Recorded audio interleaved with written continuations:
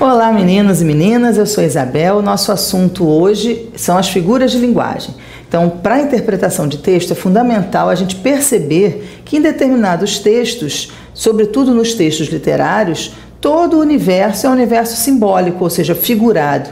Então, muitas vezes a palavra não quer significar aquilo que a gente conhece com o sentido ao pé da letra, né? Então, conhecer as figuras é, na verdade, conhecer as várias possibilidades desses símbolos. Então, vamos a eles.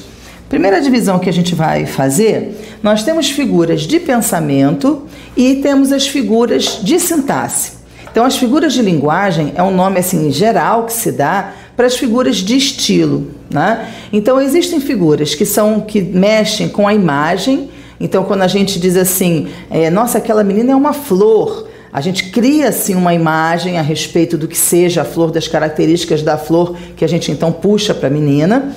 E existem figuras mais objetivas, mais específicas que lidam com a sintaxe.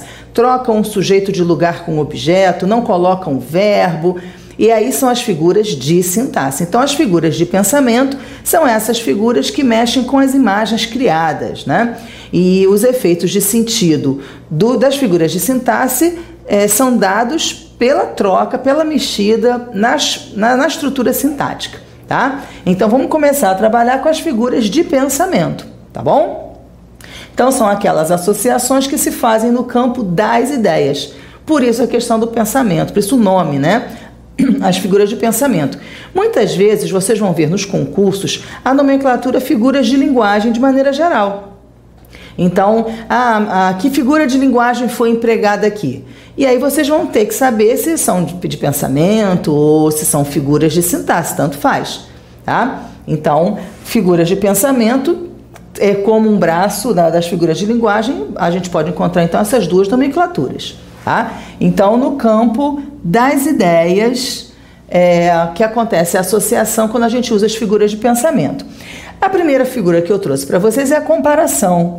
Ora, como o próprio nome já está dizendo, a comparação compara, ou seja, ela associa dois elementos por conta de alguma característica em comum, né? Que vai ser, vamos dizer assim, encontrada ou privilegiada nos dois elementos. Mas um elemento mantém a sua essência e o outro elemento mantém a sua essência também. Eles não se confundem, eles só têm características que os aproximam, tá? Então, estabelece uma comparação entre dois elementos por meio de uma qualidade comum, mantendo-se a essência dos dois. Isso é importante, porque essa questão de manter a essência dos dois, de preservar a identidade dos dois elementos, é o elemento diferenciador da comparação para a metáfora, tá?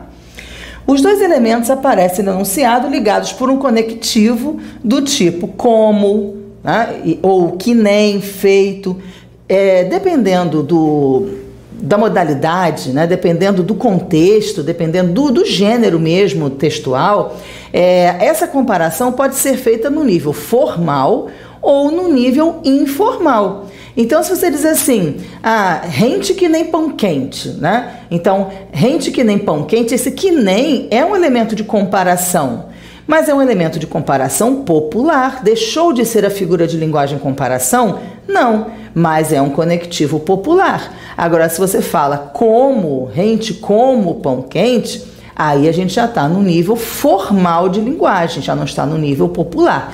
Então, não importa se o conectivo é um conectivo da modalidade formal da língua ou da modalidade informal, tem o conectivo e a comparação, tá?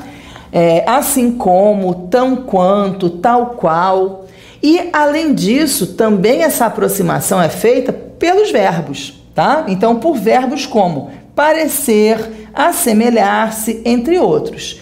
Então, reparem, se eu tenho uma frase assim, aquele menino é forte como um touro. O que eu tenho aqui? A comparação é feita entre o menino e o touro. Qual é a característica que eles têm em comum? A força. O menino é o menino, o touro é o touro e os dois são fortes. Isso é uma comparação. Como é que a gente garante essa comparação? Com o elemento comparativo como, tá? Aqui a comparação é garantida pelo verbo. Aquele menino parece um touro de tão forte. Esse elemento comum, que é a força, poderia até não estar escrito. Aquele menino parece um touro. E aí fica por conta do contexto nós imaginarmos por que ele parece um touro. O fundamental é que o verbo parecer garante a essência dos dois elementos. O menino é o menino, o touro é o touro e eles se parecem, ou seja, eles se aproximam, tá? Então, na comparação, eu tenho dois elementos que se aproximam por conta de uma característica em comum, tá legal? Mas cada um é cada um. Bom, na metáfora, como eu já disse, ao invés de cada um ser cada um é o outro. Existe uma fusão desses dois elementos por conta dessa característica comum. Então é uma comparação implícita, porque a gente é que vai subentender que a comparação foi feita, em que acontece a fusão, olha aqui, a fusão dos dois elementos comparados com a ideia de que um é o outro. Então aquele menino é um touro. Quer dizer, o menino não é um menino e o touro é um touro. Um é o outro. Pronto. Aí a gente vai ter que inferir essa comparação. Mas o menino é um touro por quê? Porque ele é forte, porque ele é grosso, porque ele é o quê? Né? Então, a comparação vai ficar por conta da nossa compreensão. Mas a gente já sabe que isso aqui é uma metáfora. Uma coisa é a outra. As essências não são preservadas. Existe uma fusão de elementos. A sua fala deve ser um murmúrio de harpa eólia.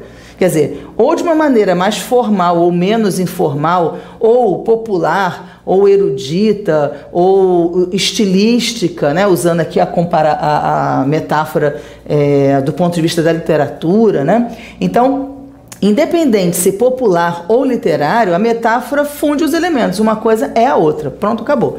Então, aqui a fala deve ser ou é um murmúrio de harpa. Pronto.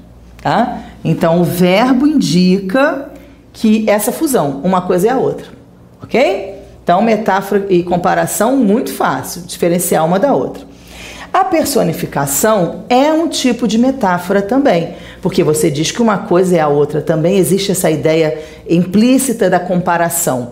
Mas a personificação é uma metáfora muito específica.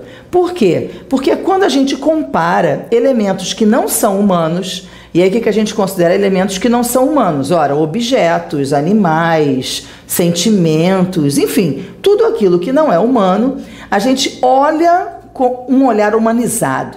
E aí a personificação, então, faz a fusão dos elementos entre todas as coisas e o ser humano. Por isso, personificação. Personificação vem da palavra persona, que é pessoa.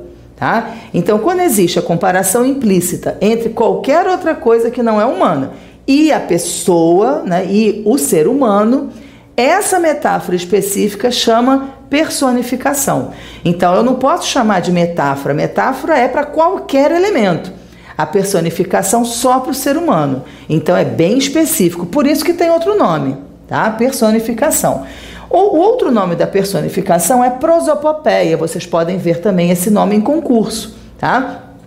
Às vezes os concursos usam esse nome porque é um nome que não é muito comum, prosopopeia, né? E aí a pessoa pensa, ai meu Deus, o que é prosopopeia? E eu não estudei isso. E é uma coisa boba, que é a personificação. Então guardem o nome, tá? Prosopopeia.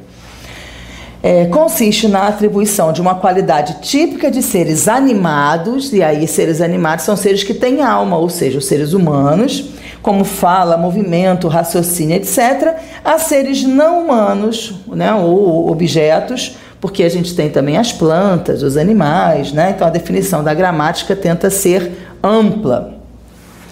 Então reparem aqui nesses exemplos. O vento dança com as folhas das árvores. Olha, o vento venta, ele não dança, o vento venta, né? E aí quando a gente, ao olhar o vento batendo nas folhas das árvores, imagina que ele está dançando com aquela árvore, dançando com aquelas folhas, a gente está atribuindo, está olhando aquela imagem, atribuindo àqueles dois elementos uma visão humanizada, né? Então a dança, quem dança é o ser humano. E aí dizer que o vento dança é uma personificação, tá? Então é interessante que essa questão da personificação, na maior parte das vezes, está associada aos verbos.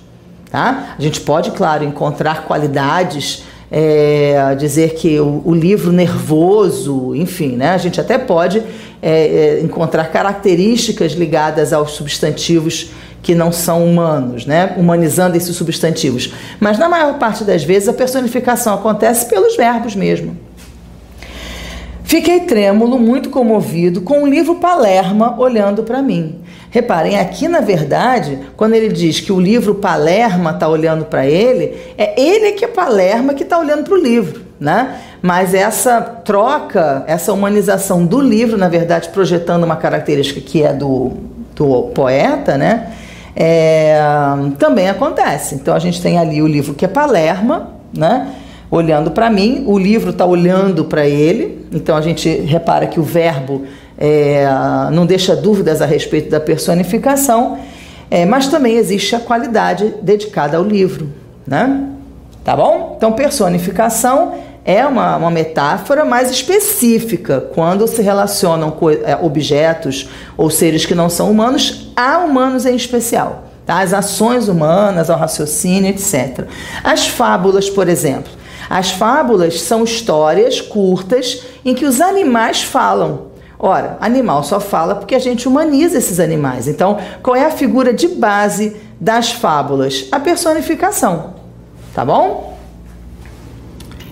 Bom, outra figura que eu trouxe para vocês é a hipérbole. A hipérbole é muito fácil também, né? Então, o efeito de sentido que a hipérbole consegue é levar para o exagero, né? Você usa uma palavra, uma expressão exagerada para chamar a atenção do outro e criar, então, a imagem daquilo que você quer, enfatizar aquilo que você quer, né? Então, é o emprego de uma forma exagerada para dar mais expressividade à mensagem. Então, hipérbole, ó, repara, hiper é grande, né? Então, a hipérbole já nos lembra de algo que é grande, que é exagerado. Já te falei 1 milhão de vezes para não fazer mais isso. Quer dizer, se fosse esse milhão numeral, quer dizer, ele é numeral, tudo bem, mas se ele fosse um numeral denotativo, se ele fosse um numeral ao pé da letra, a gente estaria dizendo que a pessoa repetiu 1 milhão, 1, 2, 3, até 1 milhão. E, obviamente, não foi isso que aconteceu. Então, esse numeral aqui está sendo usado de maneira conotativa, né? Está sendo usada como hipérbole para enfatizar a quantidade de vezes que a pessoa já falou. Então, esse uso aqui é um uso hiperbólico, tá?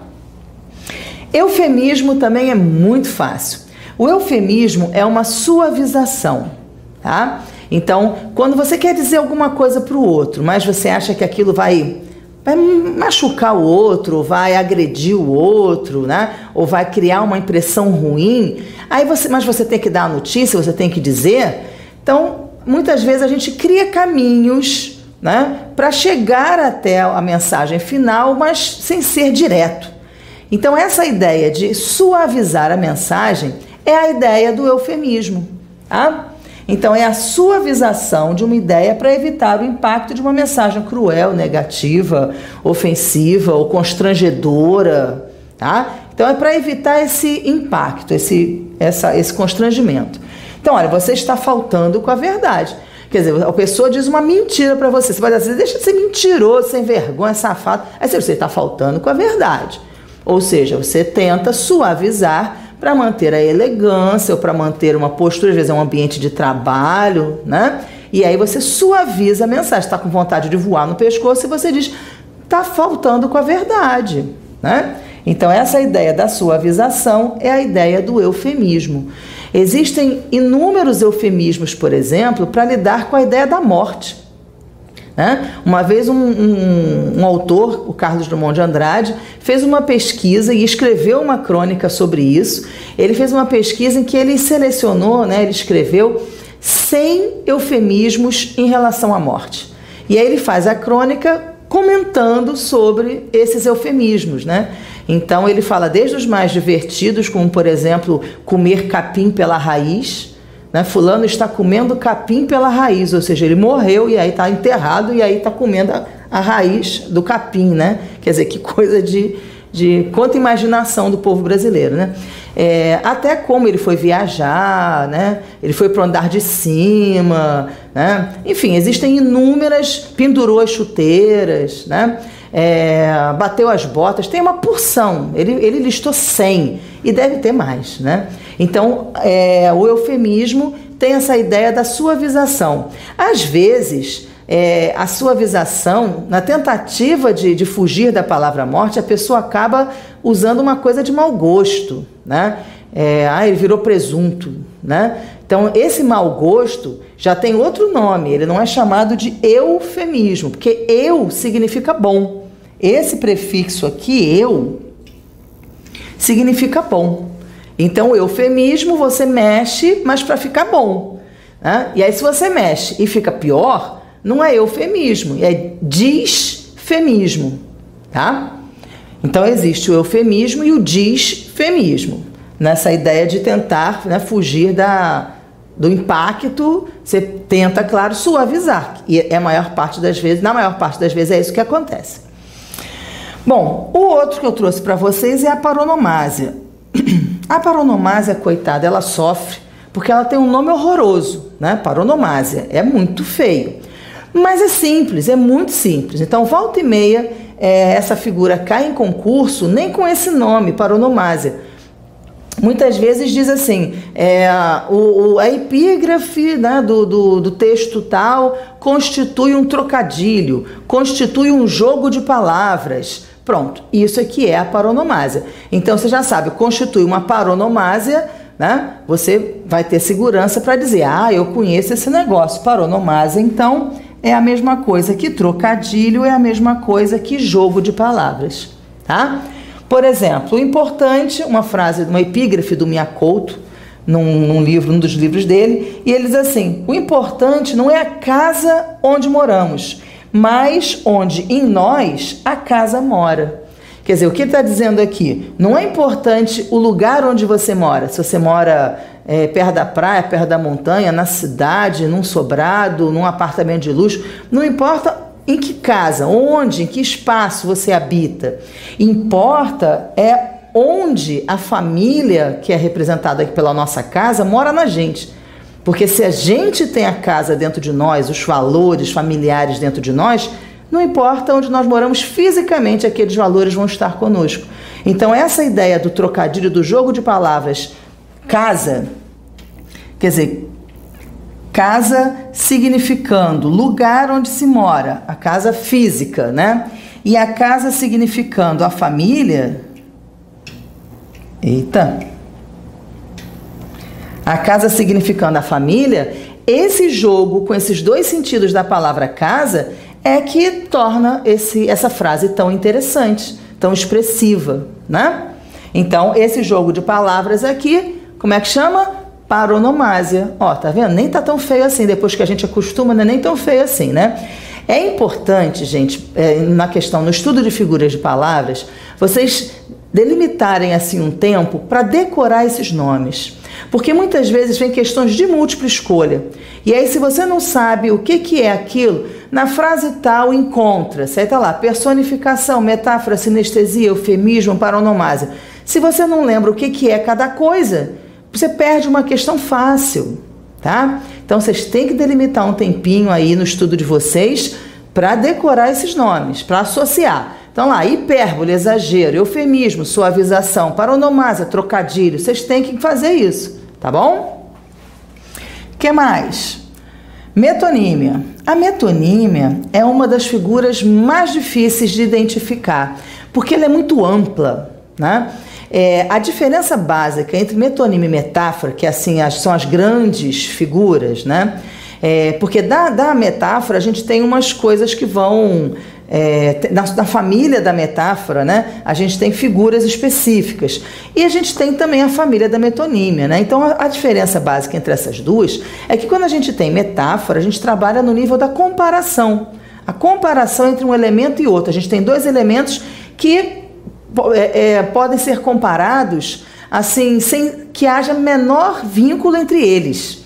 Então eu posso dizer assim: seus olhos são estrelas. E aí o autor é que tem, não, o leitor é que tem que, mas por que o olho é estrela? Ah, porque tem brilho, estrela tem brilho. Então existe assim uma associação que é implícita, não está direta na cara do leitor. O leitor precisa inferir, precisa raciocinar a lógica daquela associação, né? Na metáfora, não existe comparação. Desculpa, na metonímia não existe comparação. Na metonímia o que existe é substituição. Então, existem duas palavras muito próximas, não é uma coisa de cada natureza, existem duas palavras muito próximas e aí a gente troca uma pela outra. Por exemplo, então baseia-se na substituição. Olha, isso daqui é o negócio, ó. Enquanto a metáfora trabalha no nível da comparação, a metonímia trabalha no nível da substituição, tá? Aí é que é o negócio. De um termo por outro quando existe proximidade semântica entre eles, tá? Então a proximidade mesmo, né? Concreta. Então, por exemplo, a gente vai substituir a obra pelo autor. Olha, é diferente de, por exemplo, associar olho com estrela, né? Olho não tem nada a ver com estrela, a gente vai buscar uma referência. Agora, a obra e o autor estão vinculadas, o autor escreveu a obra, existe uma proximidade, né? Ou uma ideia de contiguidade, que é a mesma coisa. E aí eu posso trocar então um pelo outro, eu posso substituir um pelo outro. Ver um Portinari em vez de ver um quadro de Portinari. Quer dizer, você não vai ver um Portinari, o esqueleto do artista, você vai ver aquilo que ele produziu, né? Então existe um vínculo muito próximo entre o autor e a obra, e por isso é que é possível a substituição, tá? Uma outra substituição se pode dar entre o conteúdo e o continente. É aquela história de beber um copo d'água, comer um prato, né? Então, tomar um copo d'água em vez de tomar a água que está no copo. Olha a questão da proximidade, né? Você tem um recipiente e você tem um líquido dentro do recipiente. Então é muito próximo, é próximo mesmo, fisicamente, concretamente, né? E aí você pode trocar um pelo outro. Nossa, eu comi 2 pratos. Claro que você não comeu 2 pratos, mas você comeu referente à quantidade que caberia em 2 pratos, tá? Substituição da parte pelo todo, que é a mais comum. Tá? Essa da parte pelo todo é a mais comum.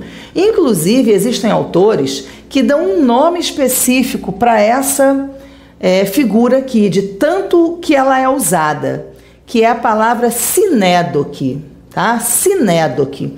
Mas, na maior parte dos concursos, isso nem é abordado, que as pessoas usam metonímia. Então, eu acho que é bobagem decorarem mais um nome, metonímia, tá? Da parte pelo todo. Mas, né, se vocês têm assim essa memória, né, grande, né?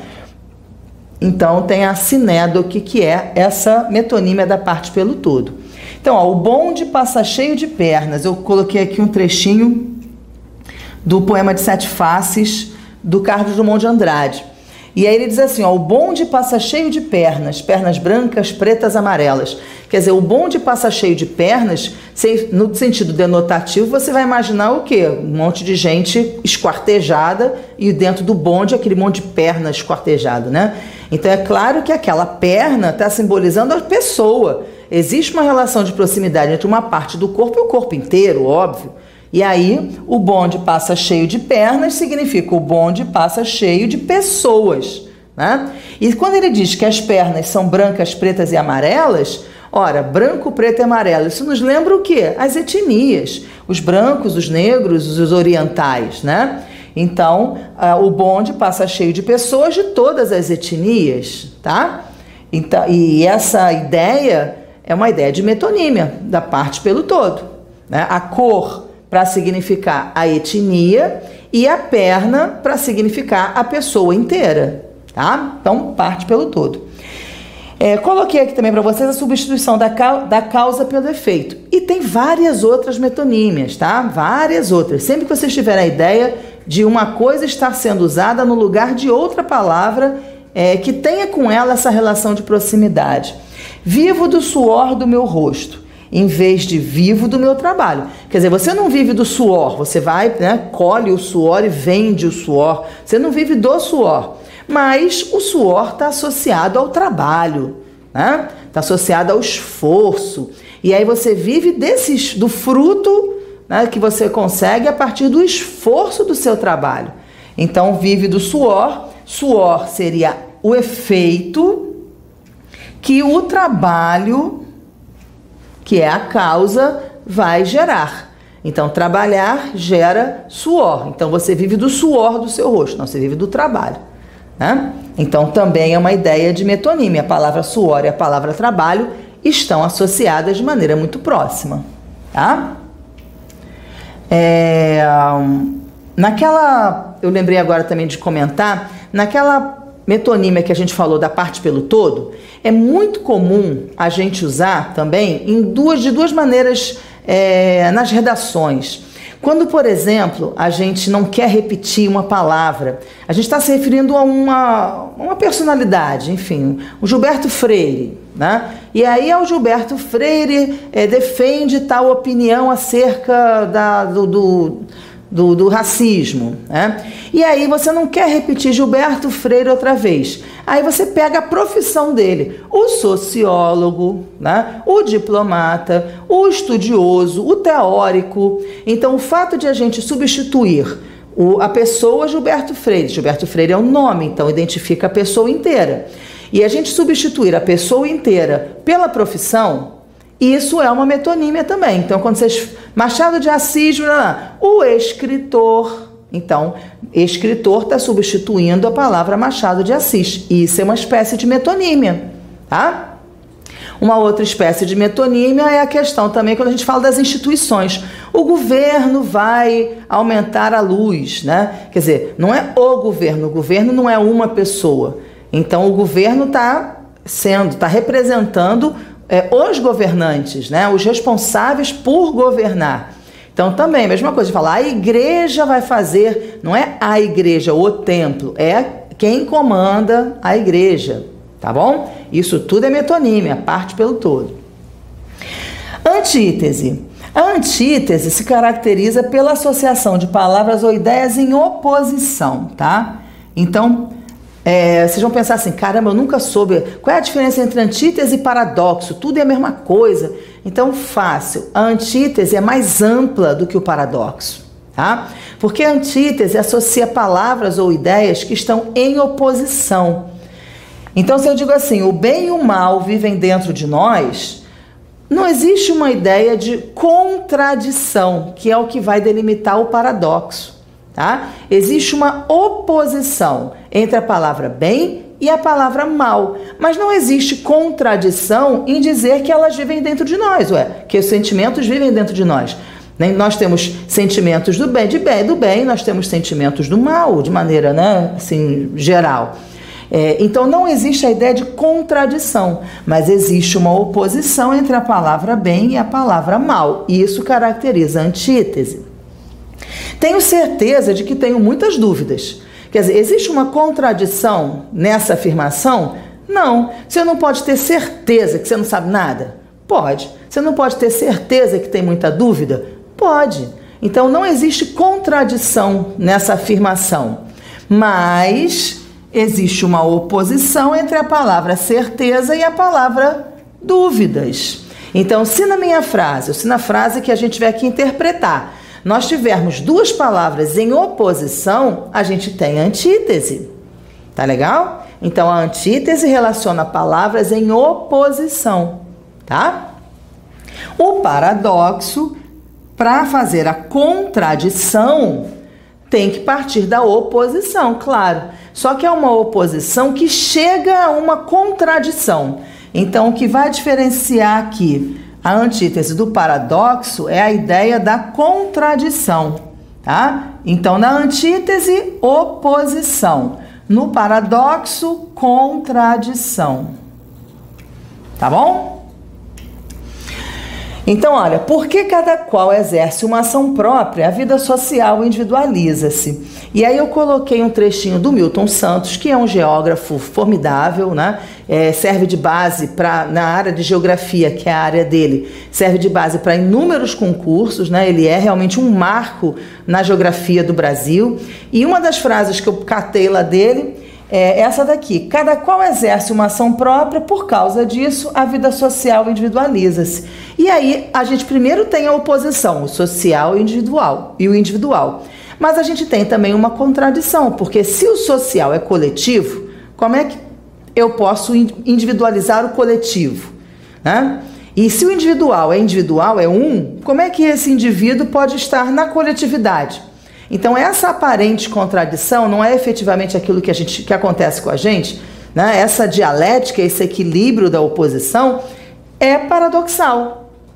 Então, a gente tem uma vida social e uma vida individual. E aí, na vida social, as pessoas se individualizam. Por quê? Porque cada qual exerce uma ação própria. Dentro da coletividade, cada um escolhe como vai agir, embora, na maior parte das vezes, muitos ajam da mesma maneira, porque a gente faz escolhas muito próximas das pessoas com as quais a gente convive. Mas nada impede que nós façamos escolhas diferenciadas, não é? E aí, na vida social, se individualiza. Pois é. Então, não é simplesmente uma oposição. Existe uma contradição, que se explica, claro, que as pessoas não são malucas. Existe uma contradição que cabe no contexto, mas ela não deixa de ser contradição. Ela está chocando o individual com o coletivo, tá? Nesse outro também, olha, diante da miséria social, os cidadãos veem não vendo. Quer dizer, aquela situação em que as pessoas estão tão acostumadas com a miséria que você passa, né, pelos miseráveis na rua, pelos famintos, pelas crianças abandonadas, enfim, e finge que nem está vendo aquilo, porque aquilo está tão comum que nem chama mais a atenção da gente. E aí, como é que você pode ver se você não vê? Existe uma contradição, mas ela não está explicada pelo contexto? Tá. Mas existe uma contradição quando a gente afirma que o cidadão vê não vendo, tá? O que mais eu trouxe para vocês? Questão de concurso para vocês darem uma espiada. Então, como é que esse negócio do paradoxo é cobrado? Olha só.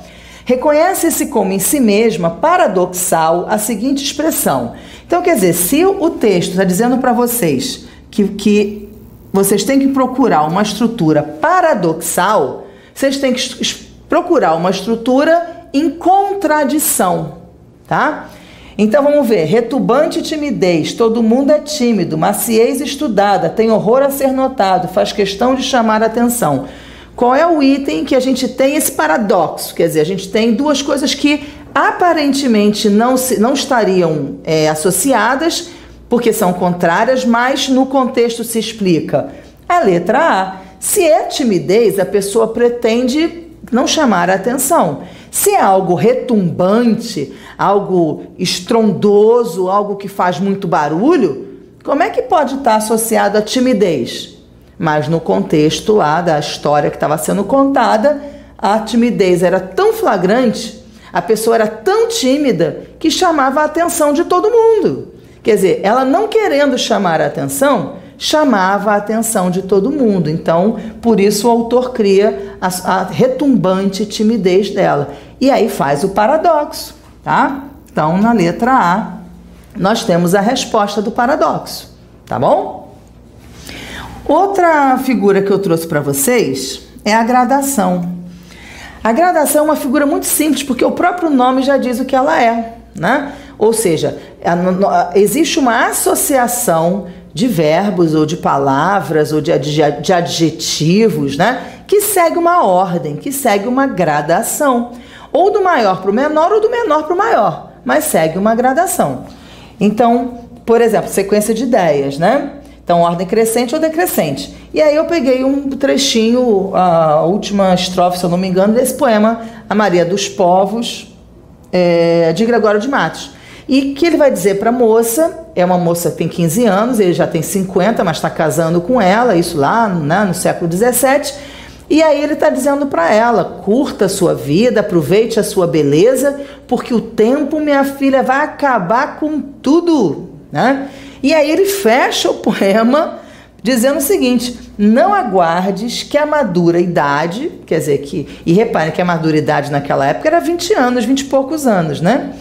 Então não aguardes que a madura idade te converta essa flor, essa beleza, em terra, em cinza, em pó em sombra e em nada.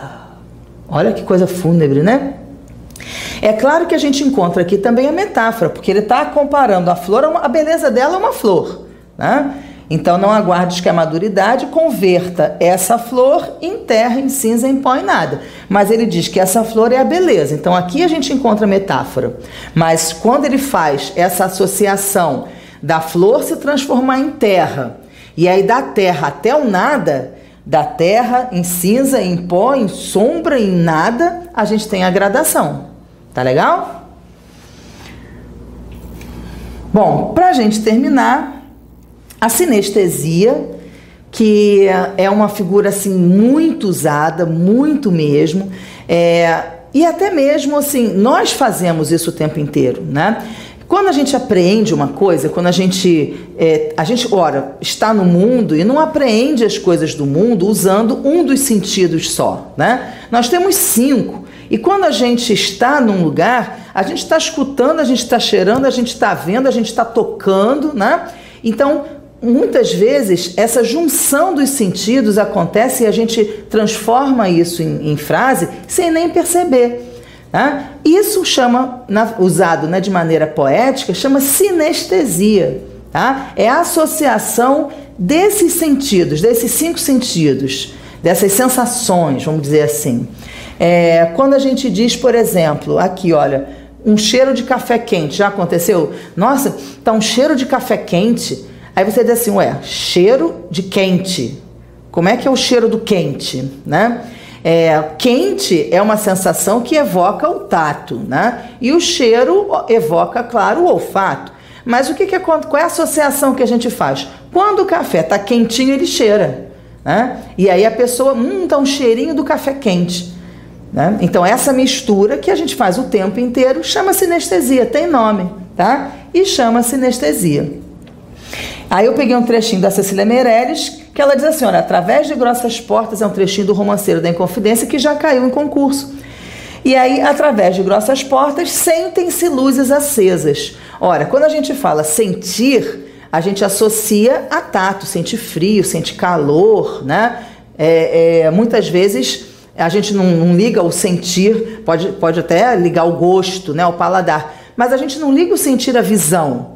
E aí aqui ele liga, sentem-se luzes acesas. Então aqui a gente está evocando 2 sentidos, pelo menos, né? O sentir, imaginando o tato, né?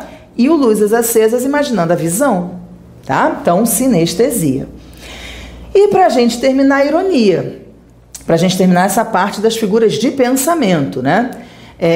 A gente tem a ironia. Ironia é uma figura que pode ser muito direta, quer dizer, é uma oposição, a ideia da oposição existe na ironia. Então ela pode ser uma ironia direta, quer dizer, você diz uma coisa quando na verdade você quer dizer justamente o contrário, mas a ironia pode ser também empregada de uma forma assim, não de você dizer exatamente o contrário, mas você de indicar para o outro que aquilo que você está dizendo não deve ser levado ao pé da letra. Então, por exemplo, aqui na frase que eu escolhi, você está emagrecendo mesmo, né? Quando, na verdade, a pessoa está engordando. Aqui existe uma oposição direta, né? Mas, por exemplo, tem um trechinho um conto pequenininho do Mário Quintana, em que ele fala lá que as senhoras de quando ele era criança, as senhoras do tempo dele, podiam ter enxaqueca, mas não era todo mundo que podia ter enxaqueca, porque as criadas não podiam ter enxaqueca.